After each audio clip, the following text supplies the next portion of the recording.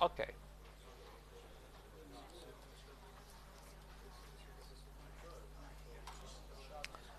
So basically, in the first 1 hour and a half of the lecture, we talked about the promises and we saw how to use those promises. And now we will see a way to simplify the usage of these promises. Okay, because the JavaScript maintainers, the committee that developed JavaScript, introduced these two keywords, async and await. Okay, you will see that they are quite convenient to use, and probably you will use them quite a lot. Oops. Okay. So they are nice because they allow us to write a promise-based asynchronous code that looks like synchronous code. Okay. We saw before this syntax .then. I mean, it's fine, but not really nice. Still not what we would like to see. And usage actually is very simple because if we prepend, that means put before when we write a function. We write async before the definition of a function. We just make the function return a promise. With what? With the value that the promise will return, with the return keyword. Okay? Or we implicit return if it's an arrow function and so on. Okay? So like here, I mean, it's an arrow function that's a value return test. So this function returns a string. And so if we put async here, this function will return a promise that when solved, it will contain the value test, the string test. Okay? Of course, I mean, this function is very basic, so it will never return a failed, a rejected promise. It will just return a fulfilled promise because there's nothing that can make this function reject the promise. Okay? It doesn't throw errors. It doesn't do anything that can cause errors. Okay? Of course, this is a really, really basic example, just to see, you know, it's enough to write async before the definition of the function, and we have a function that returns a promise. And we can use it as we used functions that return promise before. So we can write .then, and everything works, because actually async make a function return a promise, exactly what we saw until now. But the nice thing is that we have the await. The await is the useful thing from the point of view of asynchronous programming, because the need that we have is that having the code stop the execution until something happens, and that's the await. So if we prepend await when calling an async function, or just the function returning a promise, makes the calling code stop until the promise is resolved or rejected. But notice that it stops the execution of the current code, but other code can run because there's always the event loop and the callback queue. So we stop the execution of the current code. The JavaScript environment remembers the point at which you are. It takes everything is in the stack, in the core stack, put it apart, execute other stuff. At a certain point, it will resume from that point on, okay? When it has the value of the fulfilled or rejected promises associated with the async function that you called with the await, okay? So, let's see all examples that we see on the slides, otherwise, you know, it looks like we don't know what to explain, but we really need to understand everything. I mean, we define a very simple function. We put async, and we define a function, no parameters, just return a string, okay? And since we defined it with async, we can write .then here and just pass a callback. And this callback is just a function. This is a predefined function, console log, that takes one parameter and prints the parameter. Okay? So it will take test, it will print test. Okay? And note that if we don't write async here, we cannot write .then here because this function does not return a promise. It's the async keyword that makes the function return a promise. Okay? Of course, this function is so simple that we could just call it, okay, and say console log sample function, the result is the same. This is just an example, okay? Try this code if you don't trust it. I mean, also, I didn't trust it in the beginning. I tried it, okay? When you learn async and await, you need to try a little bit. Either do it at home during the lab and so on, but I mean, try the code. So, async, it's a keyword that helps you to define, I mean, makes you define an asynchronous function. That basically means that this function will operate in a separate order than the rest of the code via the event loop, okay? So it means that when it's called, okay, it returns immediately a promise, and then it will be scheduled for the execution in the callback queue when it's time to execute the code, okay? Of course, if there's nothing to do, it will be immediately scheduled for the execution. But if there's something else that is being done, it will wait, okay?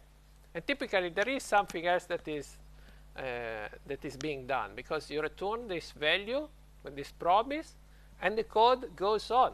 It goes to the next line, and so on until it ends, okay? And then there's room for other functions in the callback queue to be executed. So the syntax and structure of code using async functions looks like standard asynchronous functions. So there's nothing different from what we saw before for function. We just put async in front of the function definition, either the function keyword or the arrow function definition, okay? Either we use function or the arrow function syntax, nothing different. So, I mean, the function is up to us. We define the function as we define all the other functions. And the await operator can be used to wait for a promise, okay? The only restriction that we have for the await is that we can use the await operator or keyword only inside async functions, okay? So, in short, the only place where we cannot use it is the main thread. Okay, in Node, it means we cannot just write await something, because the main, I mean, the code that we are executing, the file, is not an async function. So, if we would like to use this await, we need to open an async function and write the code inside, and then call the async function. Okay, without the await. We will see an example. What does the await do? Await blocks the code execution within the async function until the promise is resolved. Okay? That's automatic. We don't have to do anything. It's also intuitive. We write await, and we know that this code will return a value only when the function called after the await has finished. So the promise is resolved. Either there's a value or an error. When resumed, the value of the await expression is that of the fulfilled promise. Okay? If the promise is rejected, where does the value go? Well, that's a bit different from what we saw before. I mean, the wait expression throws the rejected value. Throws. It means that if we want to get the error when we use a wait, we need to have a try-catch statement. You know that JavaScript supports the try-catch keywords, right? Like Java. And so you need to surround the await with try-catch, and in the catch you handle the error.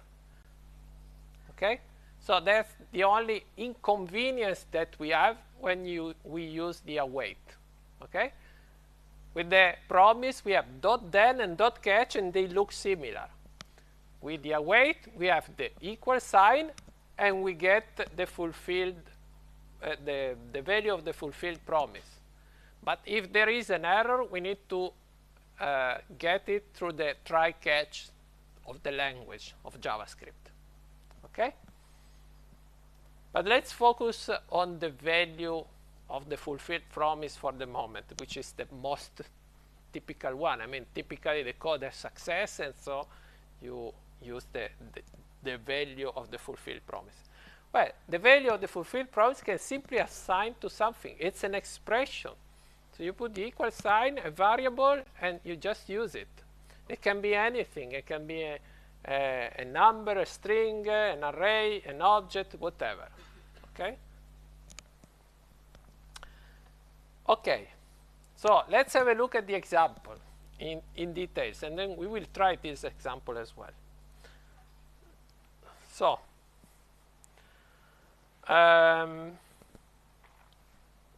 there's a function that we define. Resolve after 2 seconds. It's a traditional function as the one that we saw before in the slides, with a promise. Return a new promise. Resolve reject. Okay, we just omitted the reject because we are not interested in rejecting this promise. This promise will always be solved with fulfilled promise. Okay, and will not be rejected. Just our choice. Okay, they are not like, you know, library functions, because if they want to return promises, it's because maybe there can be some errors. But I mean, when we write our code, just keep it simple. Just use, you know, just write a function that always return a fulfilled promise. Return new promise, resolve, instead of resolve, reject. I mean, this is not the this is JavaScript. If you omit something, it just, you know, don't get used, doesn't give you an error.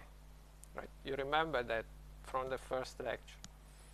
And then resolve, what are we going to do?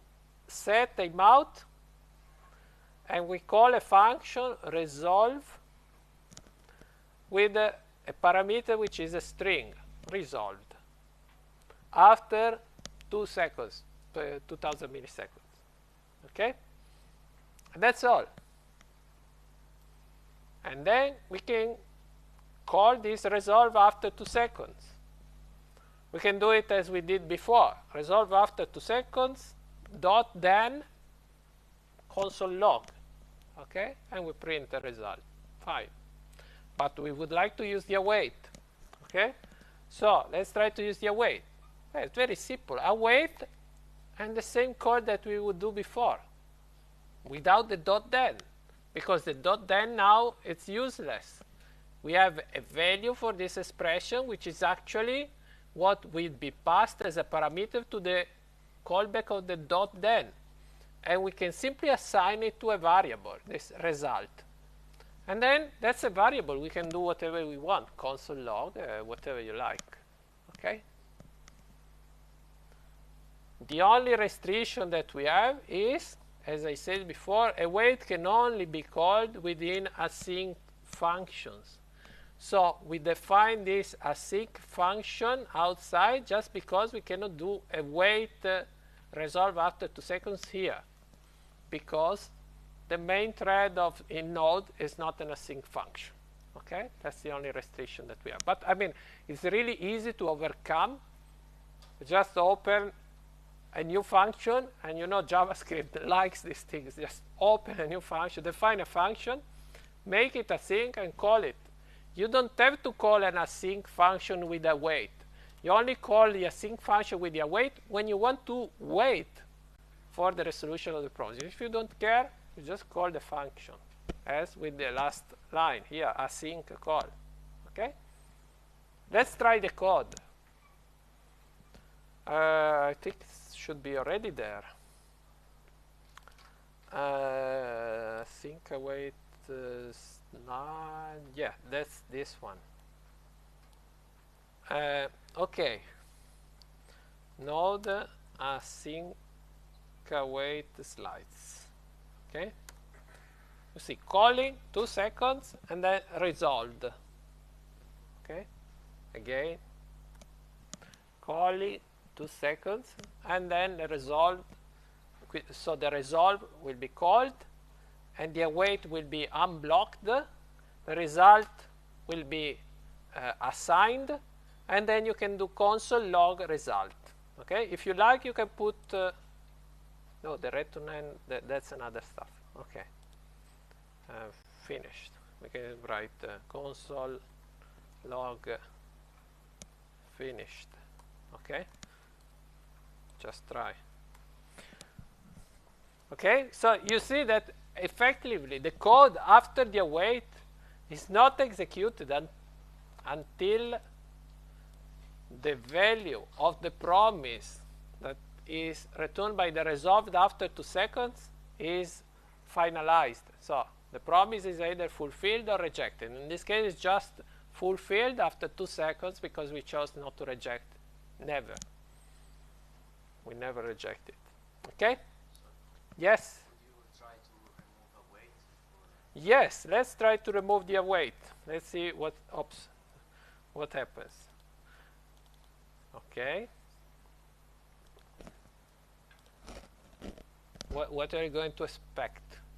I don't know. I mean, we are getting back a promise, right? Repeating a promise. Okay. It's not saved. Ah, it's not saved, sorry. Yeah, indeed, there was one. Yeah, you see, promise pending. Okay? An async function returns a promise. We can print a promise, but I mean, there's really nothing to print in a promise. I mean, it's an object. You need to define a way to print the promise. I mean, this is the default way in which Node prints a promise. Okay? So you can pass everything to console log. It will try to print something. Okay? Of course, if something cannot be printed, I mean, you are lucky if it prints the type. I mean, in a certain sense, this is kind of type, right? And you see that the promise is pending, right?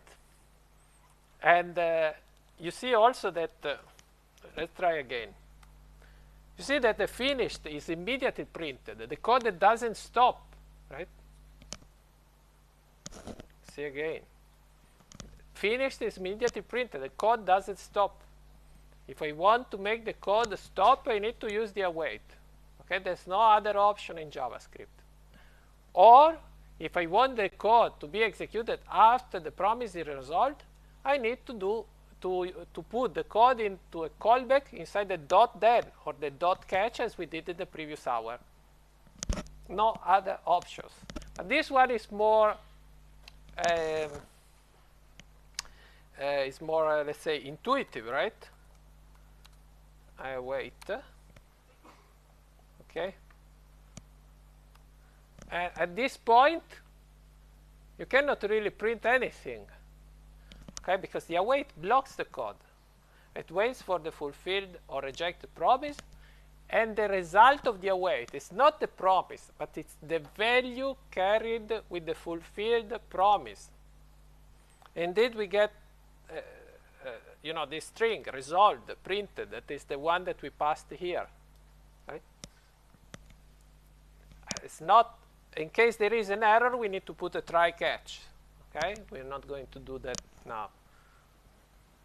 Okay, and again, this async is a function that returns a promise. So when you return something from a function that is async, so it returns a promise that's basically the value of the fulfilled promise. So if I uncomment the end, okay, of course, nothing happens if I don't use the value, right? Oops, I closed the terminal, sorry. Week 03. Async await, save. Okay, nothing has changed. I return the value. This goes into the fulfilled promise of the async function, async call, but it's not used. If we want to use it, we use it with a .then, for instance. Let me try. I saved it. Yes. Finished and the end. Okay. But not because we wrote async that everything works magically. Behind the async and the await, there is a promise. So there is this object that contains a value. this value, which is actually this one value for the fulfilled promise, or the value for the rejected promise. So basically, the promise has a state and the corresponding value. Okay? One more thing. I cannot write something like this. Just because it happens a lot in the lab. I mean, nothing really bad, but just to try, right? We said we cannot await outside an async function, right? So let's try to execute this code. I saved it. Yes. No. Did I save it? Yes.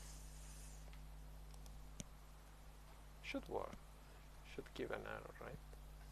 Await. Let me try. If they didn't change something. Await. No, it should give an error, right? I don't know. Well, this doesn't work in the browser. In any case, progress. Oh no, I just got copy and paste. That's when you do, live examples. Oh no, sorry, not the. Oh, sorry. The async call I wanted to do. Async call. The async one.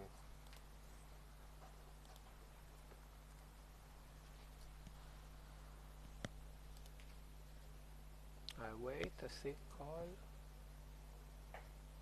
No, I shouldn't work. No, anybody has an idea? No. Maybe they modified something in Node recently. Shouldn't work. Anyway, I will try later in the browser and see if I. Yeah. Yeah. It gives you an error. So we need to update the slides. So the older version of Node gives an error. Okay. So probably they did some modification and basically they made the main function of Node be aware of the fact that it in case you call with await, it can stop. Okay, older version didn't support it. Okay. Okay, it doesn't really matter. So there's one less thing you need to care for in the lab. Okay. And I'm not sure about the browser environment we should check. Okay. So let me reconstruct the code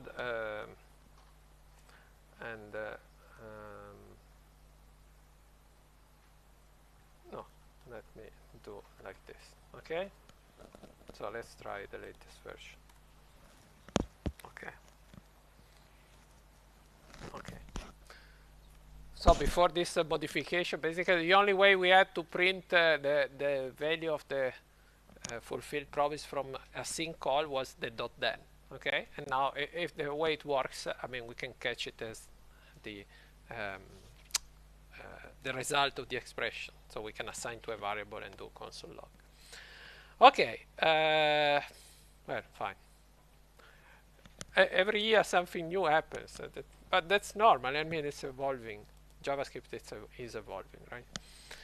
So you see that this looks like sequential code. That's important stuff. You would like to say, well, stop until you finish and then go on, and that's really intuitive. Okay, we just need to be to make sure that these things work. Okay, in an intuitive way. That's the other example that we already saw. And so, basically, you can compare, how easy it is to write things with the await. Before we had the await left, and after we had the await. So make request. Let's say that's the typical call you will have in your project at the end of the course. You need to load some data from an API from the server, and that's an asynchronous operation. You will use this fetch that is a primitive inside the browser, right? And either you write something like this, get API data .then, and you register something, a callback to process the result. you will typically go and modify a state of React and so on. But I mean, don't really care here. Let's do console log, that's fine. Or you simply await, okay? That's much easier. I mean, one thing is that we still need to handle the error, which might not be so convenient with the await. That's up to you. But once you decide a style, a way to do the things, I mean, just use either one or the other, because under the hood, I mean, inside JavaScript, they both work the same. There is always a promise involved, okay? So the left code and the right code basically do exactly the same thing. And you see that when you have a chain of then, that's how the code is translated into a list of await. Okay, you don't have a chain again with a await. You just have an instruction after the other. Let's say the simplest code that you can write. Right? One instruction, the other instruction, and so on. Just use await whenever it's needed. Okay.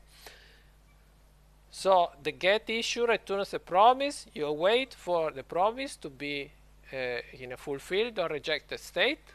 If it's in a fulfilled state, you get the value into issue.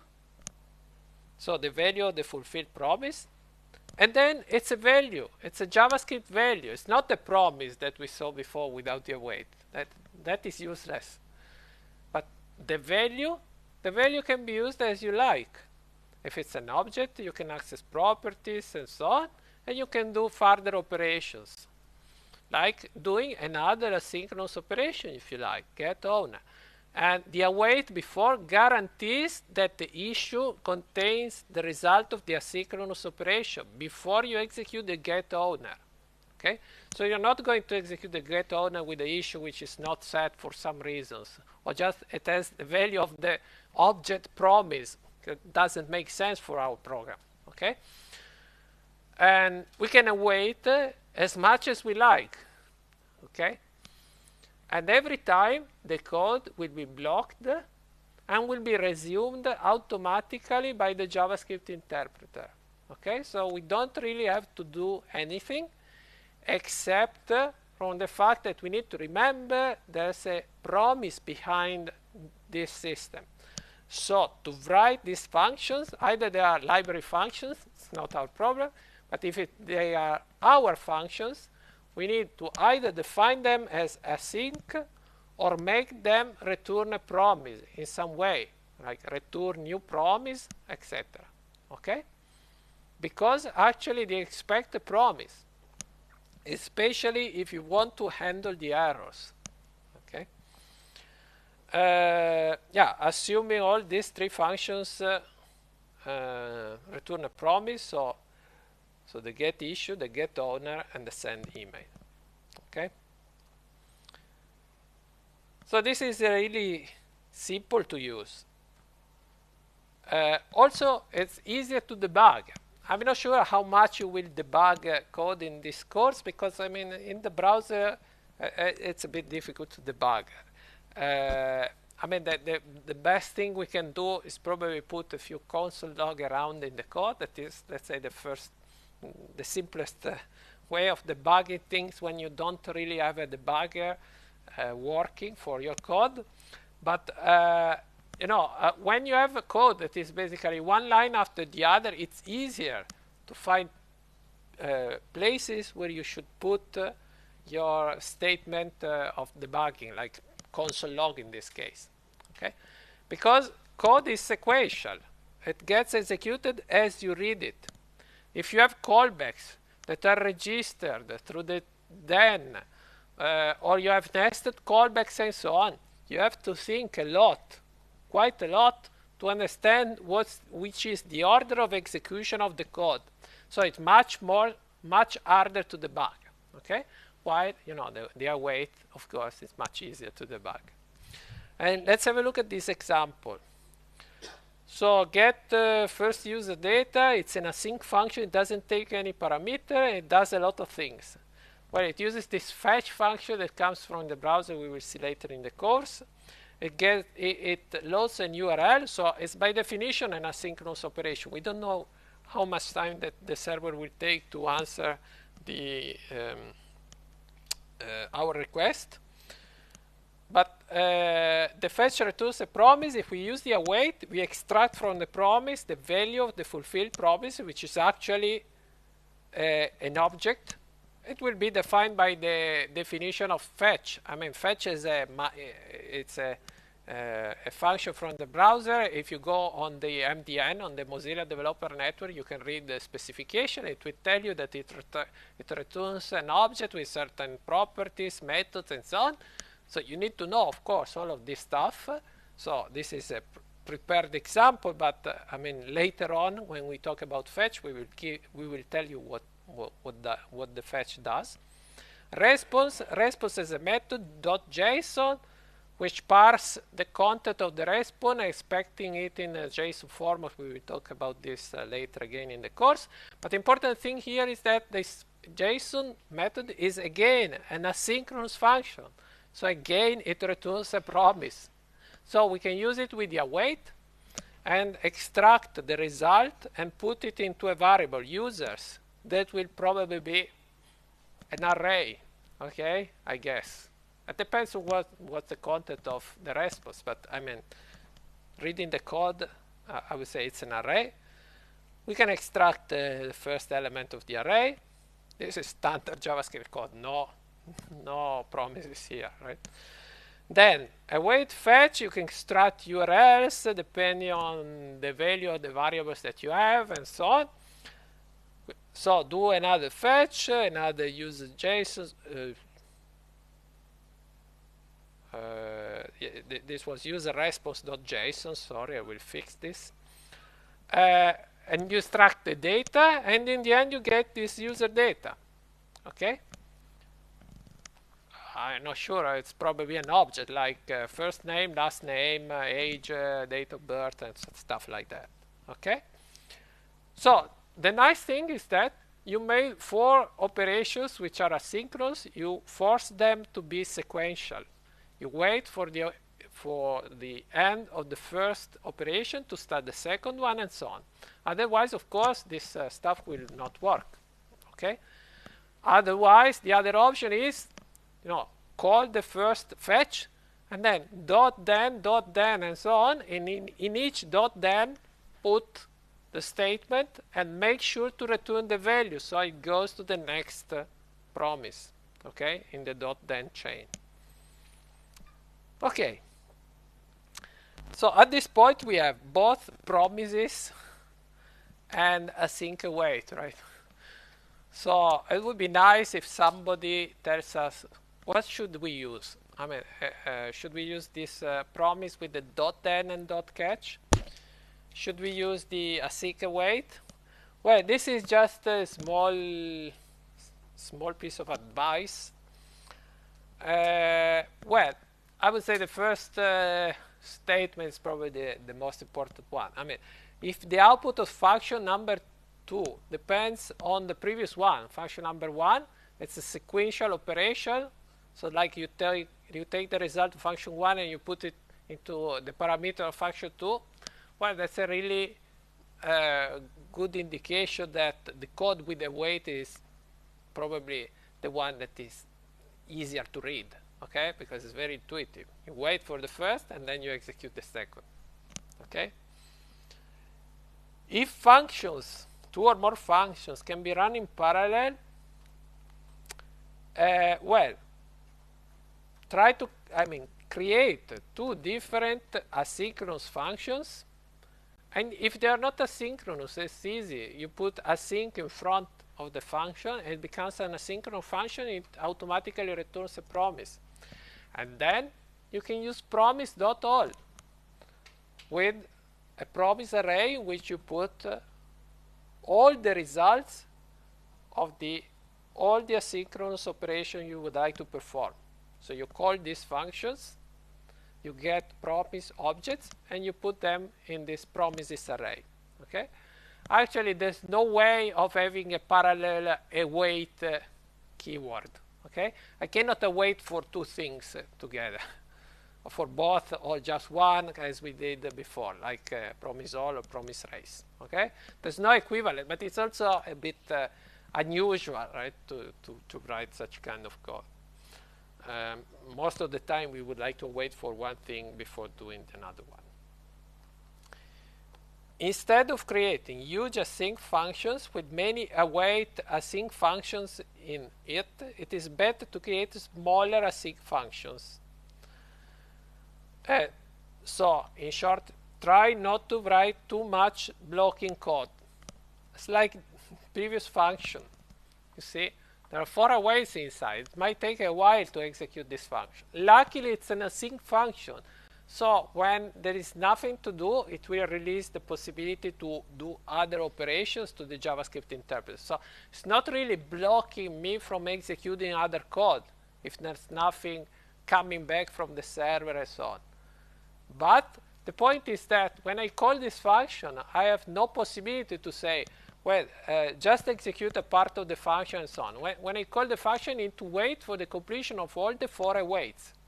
I cannot wait just for the first 2. Okay, so if you organize the code yourself, this might be acceptable or not. If you are writing a library or something for something else, you might want to think well before doing too many blocking operations in the same function, because then the user can only call the function and wait for the whole completion of the function. Okay. And if your code contains blocking code, it is better to make it an async function. Okay? And so the caller can decide on the level of asynchronicity they want. So it means it can decide to call your code with the await. Okay? So decide to block the execution of its own code. Or it can decide just to say, well, it returns, it's an async, it returns a promise. I add .then and what it should be done afterwards. And I go on with my code. I don't block my code. If I put await in my code, I block my code.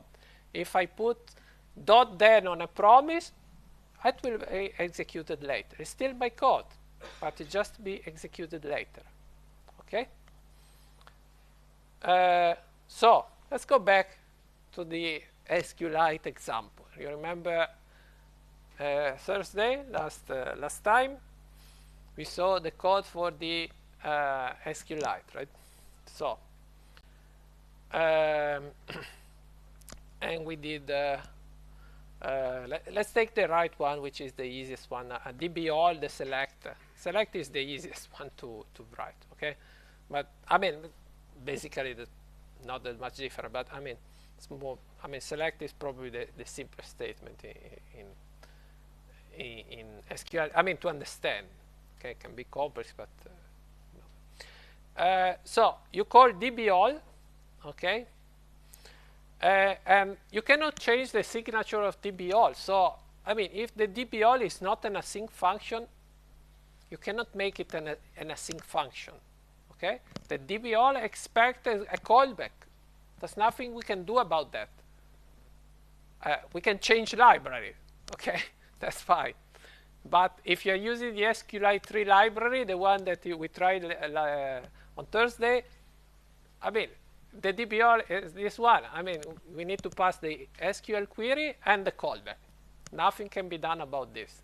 We cannot make it async. We should change the code inside the library to make it async, okay? But I mean, it's not that much useful to make it async because actually it expects a callback. We should change the way the library is organized, okay, to make it async and make it and have something that makes sense. So the dball remains the same. What changes is what we do outside. We return a promise where we pass this function that takes 2 parameters, resolve, reject, and we call the resolve when we finished processing the result of the query. So inside the callback, we can resolve after we have the result of the callback. Or when there is an error, and we know when there is an error because there's an error inside the callback that you pass to dball. If error, we can reject the promise. And we also have some information to give, so let's pass the error. So who is calling the print count that returns the promise will get a rejected promise and can decide what to do with the error. Okay? But in this way, we took the information about the result of the query outside the callback because we passed it to the promise, which is the object that basically takes it outside the callback. Okay? And when we call the print count, which is actually now an async function because actually the only thing it does is returning a promise, we can call the function and decide how to handle the promise. .then or with the await, as we just saw before. Okay? That's the same for the insert. Insert return new promise, db run. Okay? You remember last time we said all is for the select and run for all the other stuff, insert, update, delete stuff. So db run, and that's the query. Here we just, didn't care about the result. Okay, we should have used the function and used this if we want to resolve with some information coming from the query. But I mean, this is really simple code. Okay, so we just care about catching the error, and the error is fine either with the function or the arrow one. And if I reject error, else resolve whatever, as a string like done, a fixed string, or we can have also an empty value, undefined. That's fine. Okay. Again, this is an async function, insert one. So we can decide how to handle this async function, .then, .catch, or await. And indeed, now we can write that piece of code that we saw last time. You remember the cycle 100 times? Insert and print count. So count the number of things that have been inserted. So insert one, print, insert, print, insert, print. And we had the problem that the things were not executed in order. But here, with this piece of code, things will be executed in order because every time we call the async function, either the left one or the right one, we will wait. So the JavaScript interpreter will stop the execution of the program. It will wait for the promise to be resolved, either fulfilled or rejected. Hopefully no errors, so we will execute the 200 queries and we will finish the operations and print all the numbers in order, because before printing next time we wait for the insertion of the value that is the previous one. Okay? Then we'll close the database and that's all. Okay? Let's try this code. It should be already online. I think it's already, I mean, just cut and paste. I mean, oh, it's not. That's the old one. 2025. If you are curious, you can look at stuff in previous years. Okay. Oops, no, sorry.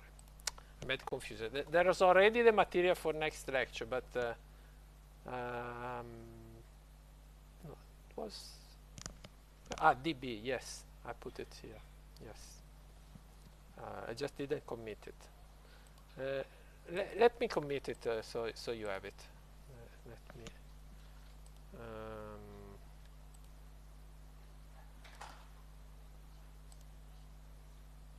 No.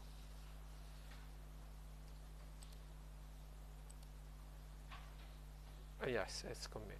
Yes. Next. So, okay.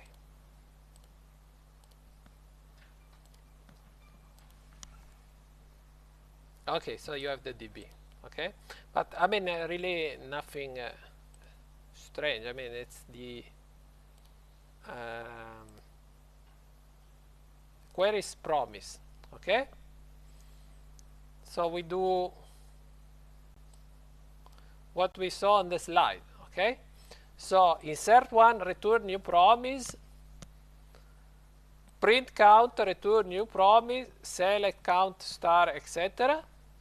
And the async function mine for 100 times await insert one, await print count. Okay, that's the code on the slide. We just need to execute it. Okay. We are in a folder db. Okay. You remember that we needed a package SQLite. So how to install it? npm ce. Okay. I think I already did it. Okay, that's why it was so fast. And so node queries promises. Okay. So basically, all the numbers are in order. It doesn't start from 0 because I already tried a few times. Okay. But the nice thing is that you have a data empty SQLite. So in case you want data empty SQLite, data SQLite, okay, you just overwrite the database, you run it again, and start from 0. That's the convenience of having, you know, the database on a single file. If you keep a backup copy of the database, you just copy the backup on the actual file that you are using, and you reset in the database. Okay, why it gets much more complicated with an actual database. Okay, but you see that everything is in order. Why? Because we used the await, right? So now we do 100 times the cycle, insert one and print count, but this time we wait for the first operation to end, and we then execute the second one. We wait for the second one to end, and then we perform another cycle of the 4 again and again. Okay? That would be difficult to write differently. Okay? Because we need to have a way to stop the execution of the program, to, you know, write things in such a cleaner way. Okay? To do things differently, we should have an additional state that says what I'm going to do next and so on. I mean, you can have a look, have an idea on this query sync, but I mean, just stick to the await. That's enough for us. Okay? If you don't want to have ideas, confused ideas. Okay. Good.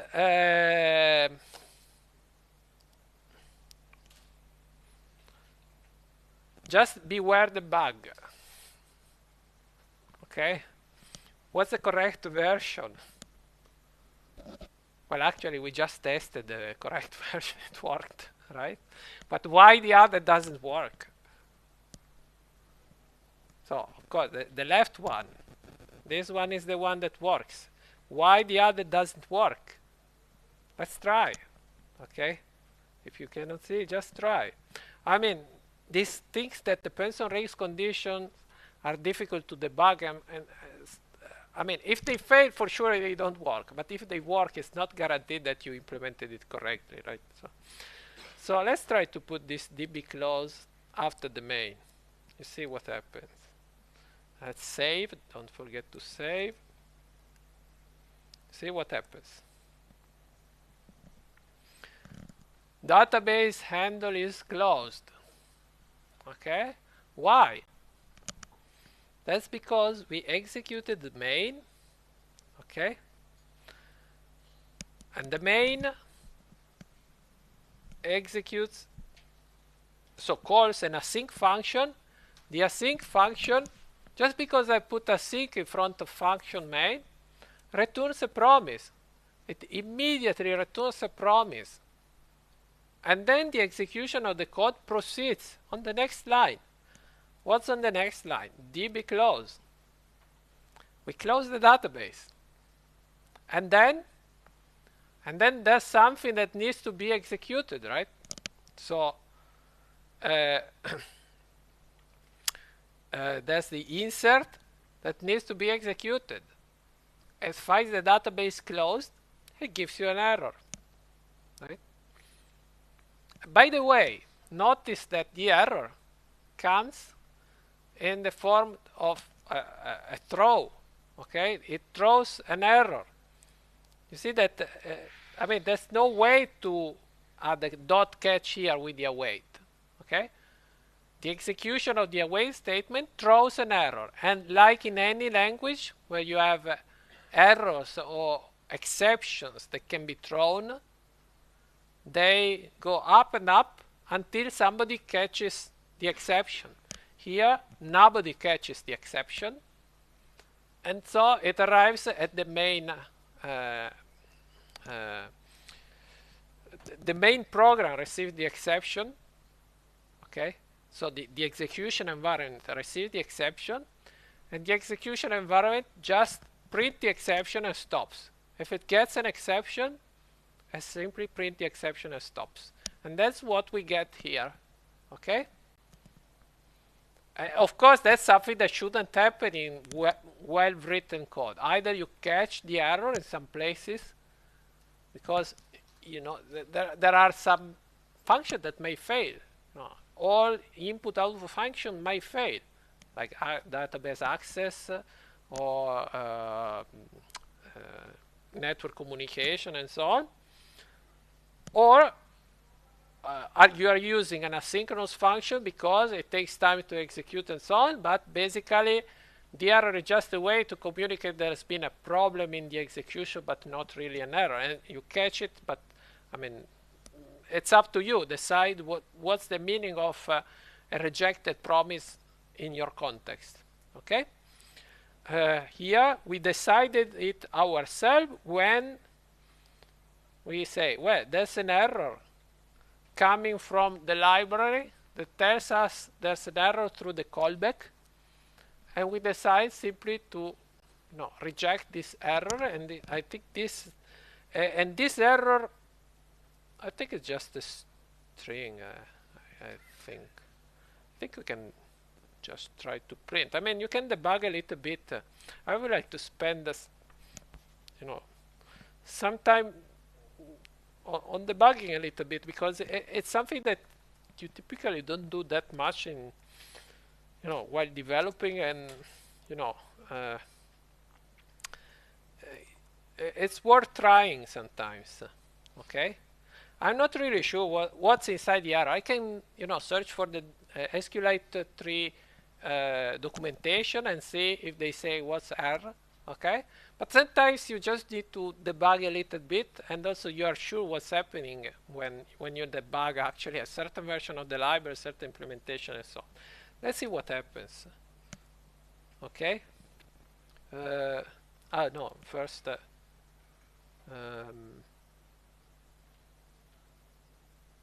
Yeah, we need to fix the DB closed.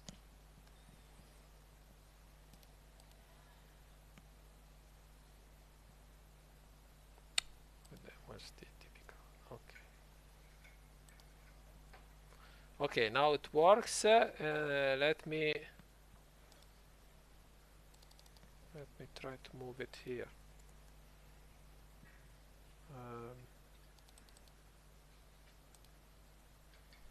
So let's debug the second one.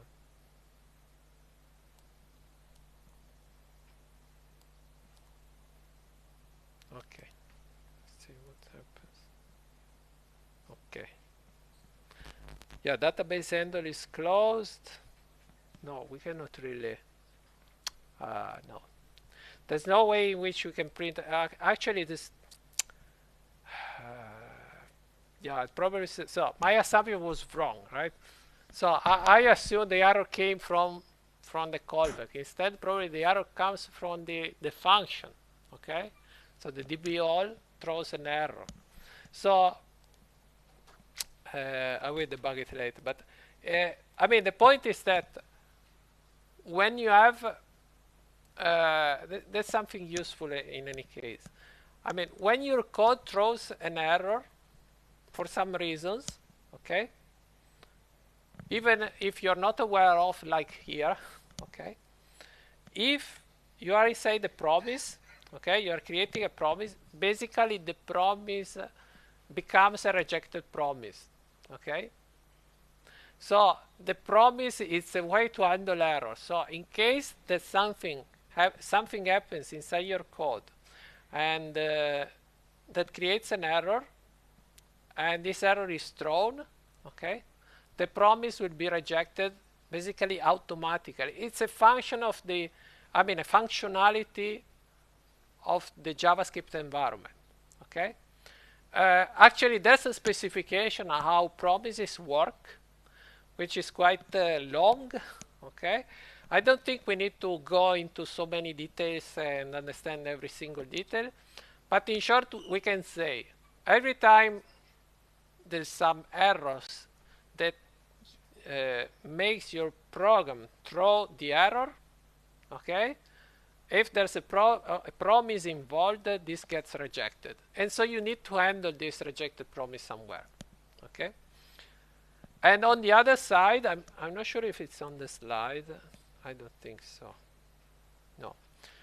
On the other side, we saw, and maybe we didn't stress enough, that in case you have just a value and you pass a value as the result of the promise is just a fulfilled promise. So it will not be a rejected promise. It's just a fulfilled promise. So a promise which has is marked as a success promise. Okay, and so you can catch you can get the value with the dot then or as a return value of the await expression. Okay, you can even await stuff which is not an async function. Doesn't make that much sense, but in short, it's a fulfilled promise with the value that you have after the await. Okay, so that's something that you need to remember about the promises. Okay, if you have the promises, that's fine. You have the fulfilled or rejected promises. When there are errors, typically the environment, the libraries, and so on, creates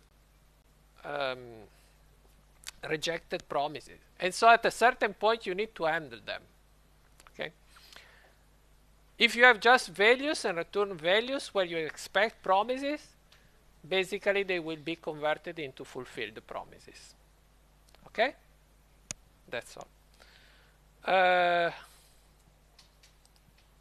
So, last slide. So we understood why the right one is wrong, right? Okay? Because you need to do the clause after waiting for all the operations, and the place where you waited for all the operation is after this bracket. Okay? As before, as on the left.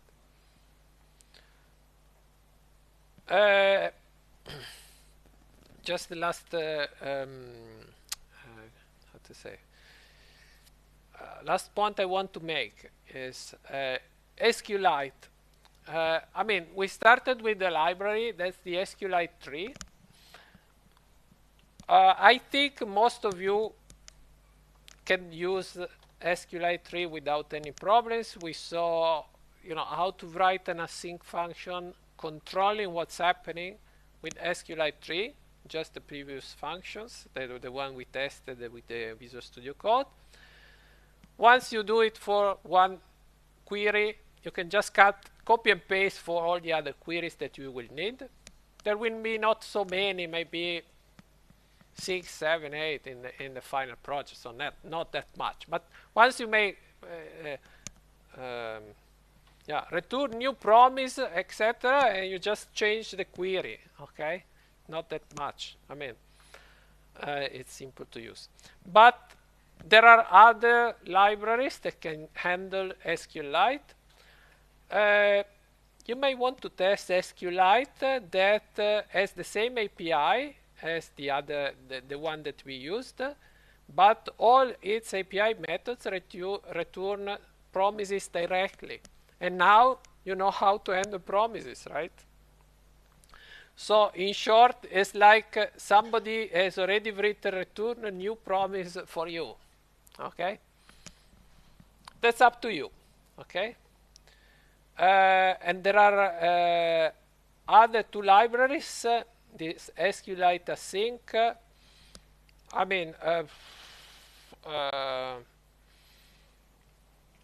you can try this one. It's probably very similar to the other one.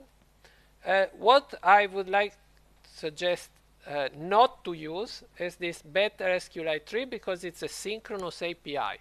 Okay, and in our server that we are going to design for this course, we would like to have asynchronous operation because we would like to have a server that is able to serve multiple clients at the same time. So we don't want the server to block the service of other requests because it's handling an asynchronous operation synchronously as the library does. Okay, so don't use this one unless there is really some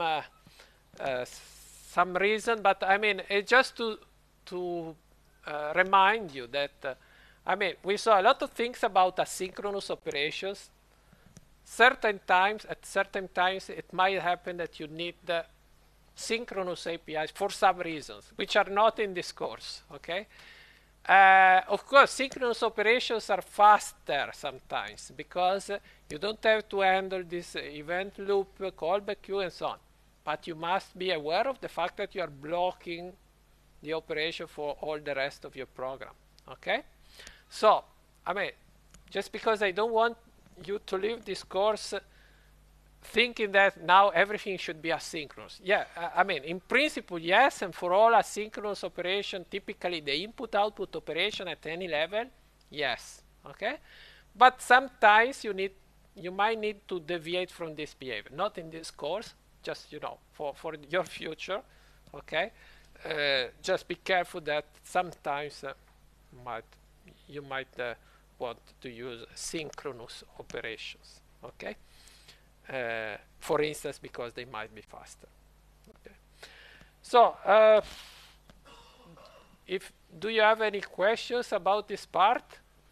I mean, with this part, basically, we finished all the important things about JavaScript.